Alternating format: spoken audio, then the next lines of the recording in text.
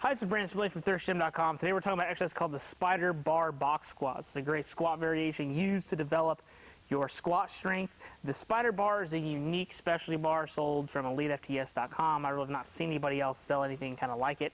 It is a mix between a safety squat bar and a cambered bar. And we're going to perform a box squat with it today. So we're really going to work on learning how to stay tight in the bottom, but it's also going to develop your upper back strength and your trunk and abdominal strength specifically for your squat. So I've got ours in our monolift. It's just a lot easier to load and implement with a monolift. You can certainly do it in a rack, but once you start getting weights on there and pins and things like that, you can start running into them possibly. So I didn't want to deal with that today.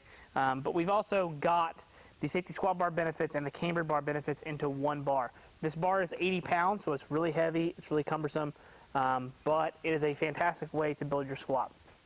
So the cambered part of it is what makes it very challenging on the trunk musculature, and then the safety squat bar portion of it, if you happen to get unstable, will then push you forward even more. So you kind of get a double whammy of being unstable and then building your upper back strength and getting pitched forward.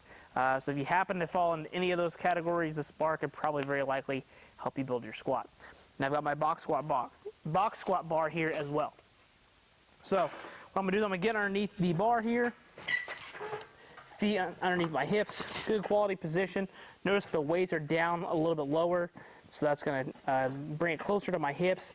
But as I unrack, you can tell that there's already some instability going on. There's not even weights on it. We're going to get a good quality walkout, split the box, make sure my feet are wider than hip width, chest is tall, everything's good and stacked and strong. I'm going to take a good breath, brace, go down to the box, stay strong, lead with my head up off the box, and then make sure I just keep my hands on the handles good and strong. We don't want to push them up. We don't want to push them down. Just make sure you just squeeze the crap out of them. So as we go down, big breath. Back up.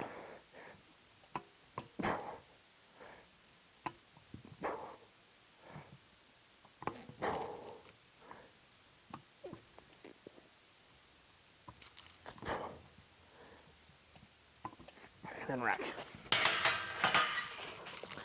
So as you can see, when I'm squatting, the bar's kind of moving around. It's already challenging my abdominals even without any weight on there. I will say that as you add weight, those weights, when they get moving, can really get you.